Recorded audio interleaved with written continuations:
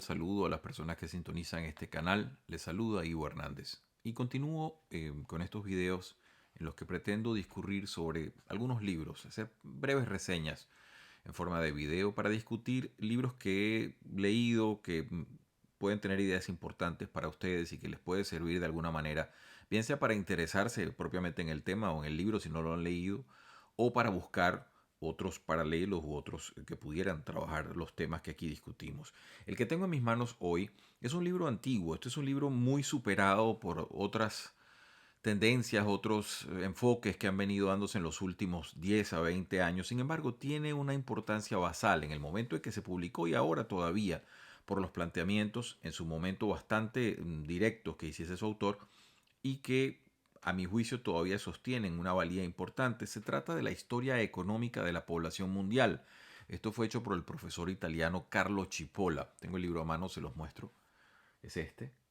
El libro del profesor Cipolla fue publicado en el año 62. A partir de allí se han dado otras reediciones. Y esto repetimos en razón a la importancia que reviste. Una cosa que tiene uno que tener en cuenta es que estos libros, aunque no nos distancia tanto tiempo de ellos, uno puede decir, bueno, 50, 60 años para un libro no es tampoco tanto tiempo, media entre nosotros el fenómeno de la Internet. Y eso es algo que debe siempre tenerse en cuenta, sobre todo en cuanto a los libros académicos, porque es mucho más fácil para quien dispone de la Internet poder acceder a fuentes en otro momento prácticamente impensables. Estos eran libros hechos a mano en archivos, en donde la persona se sentaba con algunos textos y trataba de producir lo más coherentemente posible un enfoque con las fuentes en a las que podía acceder. Eso se ha multiplicado prácticamente de una forma logarítmica con la Internet actual y cualquier investigador, incluso un investigador mucho más mediano que lo que pudiera ser el profesor Cipolla, un acceso a fuentes que antes no eran o no estaban en las capacidades normales de un investigador o de un profesor. El libro del profesor Cipolla tiene bastantes cosas importantes a mi humilde juicio. Si nosotros entendemos la historia como el pasado, como esa cantidad de data, esa información que está presentada de una manera casi infinita visto a partir del presente, se trata siempre metodológicamente de meterla en un marco para darle un sentido al estudio de esa historia. El caso del profesor Cipolla, siendo economista él aplica el enfoque económico. Él reconoce que existen otras formas de abordar el tema, reconoce que existen las historias, por ejemplo, la historia militar, distintos, repito, enfoques, marcos de cómo enfrentar ese tema. Él agarra la historia desde el punto de vista económico. Esto es algo que ya lo habían hecho los marxistas muchas veces y nos presentaban con la prelación del fenómeno económico ante todo otro fenómeno, la idea de por qué era importante estudiar los mecanismos de producción de la humanidad, etc.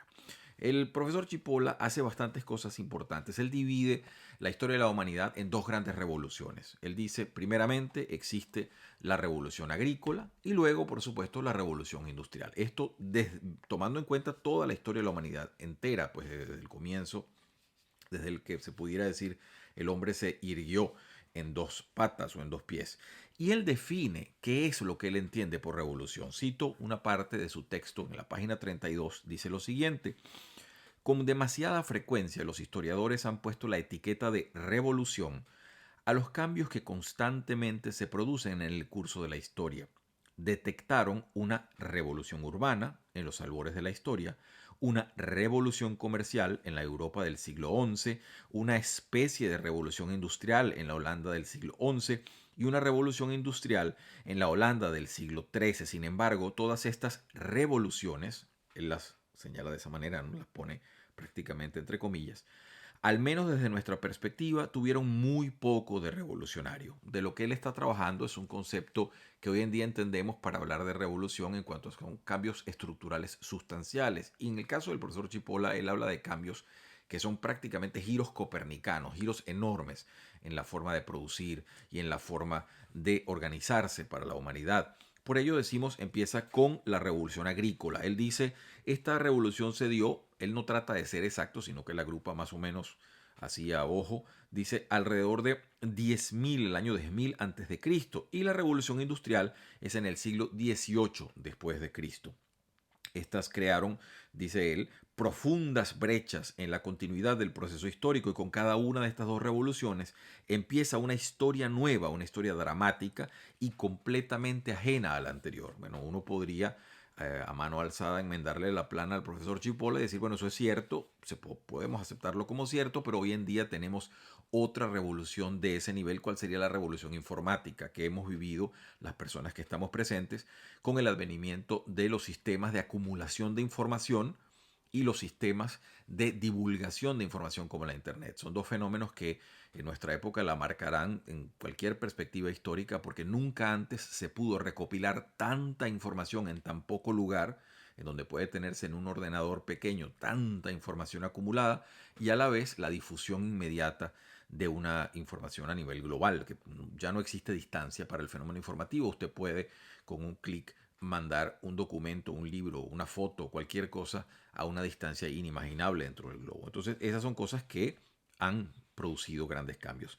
Dice los 10 milenios, cito la página 47, los 10 milenios que más o menos separan el principio de la revolución agrícola de los inicios de la industrial fueron testigos de un gran número de descubrimientos e invenciones que aumentaron el control humano sobre las fuentes de energía. Y allí nombra a Chipola algo que va a ser prácticamente el leitmotiv de este libro, que es las fuentes de energía. Es un tema que a él lo obsesiona y tiene una lógica metodológica que le obsesiona este tema, porque él parte del hecho que el ser humano, al contrario de las plantas y de algunos animales, no tiene la capacidad de convertir la energía y consumirla. Entonces tiene el problema que tiene que depender de otros sistemas.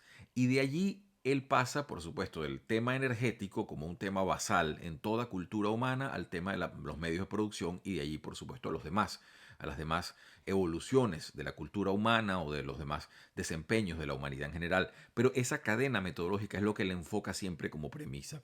Dice así, cito la página 48, en algún momento, situado entre el año 6000 a 3000 antes de Cristo, se inventó el arado y el azadón. Las rejas de los arados orientales de la prehistoria y de la antigüedad se hacían de madera y no servían más que para trabajar los llamados terrenos ligeros. Pero no tardó en descubrirse la técnica para trabajar los metales, y eso dio acceso, eso lo podemos añadir, lo dice él después también, acceso a que tierras mucho más agrestes, mucho más áridas y difíciles de trabajar pudiesen ser manipuladas. De manera que el fenómeno tecnológico, pero para poder manipular esos metales, para poder trabajarlos, amoldarlos, manejarlos como quisiésemos, necesitábamos justamente las fuentes de energía. Y es una de las cosas que el libro prela. Por eso decimos que el trabajo del profesor Chipola es realmente interesante para analizarlo, cómo él va hilando una serie de factores en esta historia económica. Usted puede decir que hoy en día existen textos que pudieran haber superado a este en cuanto a capacidad de detalles y todo ello, pero no tiene poco mérito el presentar una compilación de información y una organización de esa información tan interesante como la que produce este hombre en un texto que es realmente breve. Este libro no tiene más de escasas 180 páginas, sin embargo es bastante completo. Leo otro pedacito ya para no agobiarlos con demasiado detalle sobre un libro que se lee prácticamente de un tirón, porque es realmente tranquilo de leer y está muy bien redactado el libro y se deja leer. Él habla sobre las sociedades agrícolas, por ejemplo, y cómo eran esas sociedades. Y si fuese por razones militares o fiscales, las sociedades agrícolas empezaron pronto a interesarse por su importancia numérica. Mediante la interpretación de los datos que han sobrevivido hasta nuestros días y con la ayuda de la evidencia arqueológica, no es imposible calcular aproximadamente los totales demográficos y las densidades correspondientes a las sociedades de aquellos tiempos remotos. Sin embargo, en lo que respecta a la fertilidad y a la mortalidad, la información disponible no empieza sino hasta un periodo muy avanzado, y entonces allí pasa a los primeros intentos de racionalización demográfica en torno a fertilidad, mortalidad, natalidad, todos esos índices que no son comunes hoy en día, pero que nacieron en tiempo muy posterior en Europa. De hecho, esa data empieza a darse organizadamente a partir del siglo XVI, así que tomó mucho tiempo a la humanidad empezar a vincular eso. No les diría que no dejen ese tema en descuido, porque lo vamos a retomar cuando enfoquemos otro libro de otra forma de ver la historia, que es bastante moderna, bastante contemporánea, que es la historia epidemiológica de la humanidad. Ahora, una serie de biólogos, médicos, aunados con historiadores, están empezando a darnos un vistazo de la humanidad, su crecimiento y desarrollo en base a la epidemiología y cómo fue el desarrollo, la conquista, eh, la derrota en muchos casos a grandes enfermedades que tuvieron a la humanidad en jaque durante siglos. Y eso permite otra forma. Si bien el profesor Chipola, por ejemplo, con el ojo económico nos permite esa óptica interesantísima, veremos luego, tengo a mano por allí un libro, lo voy a reseñar pronto, de un investigador apellido Cohen. Él hace justamente lo mismo, pero desde el punto de vista epidemiológico. Lo que el señor Chipola celebra como ese traslado o el nacimiento de la sociedad agrícola, el sedentarismo, en donde empezó a darse la producción ya en una escala mucho más recurrente, mucho más constante, Cohen lo mira con ojo crítico y dice, bueno, sí, el hombre pasó en un momento de ser nómade a ser sedentario y ahí se produjo esa revolución donde él empieza a dominar algunas plantas, algunos animales domesticados, pero eso también conllevó a enorme cantidad de epidemias, porque cuando las personas eran nómadas, el que se enfermaba se quedaba atrás y moría, y no había esa posibilidad de transmisión en masa que pudieran tener algunos bacilos después en esas sociedades sedentarias. De manera que es muy interesante cotejar las formas de ver un fenómeno desde distintas perspectivas para ver cómo se puede en un sentido alabar un fenómeno y en otro ser bastante crítico. Cohen no es que desdeñaba o no es que desdeña la revolución agrícola, sino que dice, bueno, es cierto eso, es cierto lo de la producción en masa de muchos más alimentos, pero también hay una cantidad de fenómenos que empiezan a darse, y empieza una cantidad de enfermedades que empiezan a darse cuando el hombre se hace sedentario. Empieza una transformación social importante. Un último punto ya de parte de, el profesor Chipola. Él habla de nuestra época, está hablando de los años 60 del siglo XX, como una época de transición. Él es bastante escéptico y se demuestra bastante preocupado sobre el porvenir. Hay que decir algo, y eso también lo podremos ver en otros libros en los cuales se estudia la distribución de bienes y servicios en parte de la humanidad, es que no se veía tan claro a mediados del siglo XX como se ve ahora, que la humanidad ha dado un salto enorme en el progreso para derrotar la pobreza. La pobreza ha sido no vencida completamente, pero sí en muchos casos llevada a límites insospechables. Cuando estamos en el 2019 y algunas de las regiones más pobres del mundo, que estaban prácticamente en un estado de desahucio a mediados del siglo XX, tienen hoy en día un nivel de vida como el que podían tener los países europeos de ese 1950 o 1960. Entonces vemos que se han logrado insospechados avances. El profesor Chipola tenía el escepticismo de aquella época y dice, con enorme preocupación ya para el cierre del libro, donde muestra sus conclusiones, dice, para salvaguardar el valor y la santidad de la vida humana, es imperativo que el hombre no se convierta en la más barata de todas las materias primas. Y en ese sentido, pues reflejaba, repetimos, una preocupación que no era solamente de él, ¿no? Termina su libro diciendo, como escribí en otra parte, adiestrar a un salvaje en las técnicas avanzadas no lo convierte en una persona civilizada, no hace más que transformarlo en un salvaje eficiente.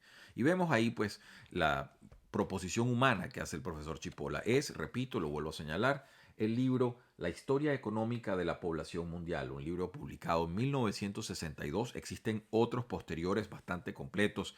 De hecho, esperamos poder hacer reseñas, por ejemplo, a un libro parecido, decimos parecido en espíritu, que lo publicase el Premio Nobel de Economía Angus Deaton. Por ahí lo tenemos en algún momento, El Gran Escape, creo que se titula en español. De manera que vamos a ir abordando todos esos temas. Cualquier inquietud que usted tenga, por favor déjela, que vamos a tratar de abordarla también en posteriores videos si nos deja alguna interrogante o alguna idea que le preocupe.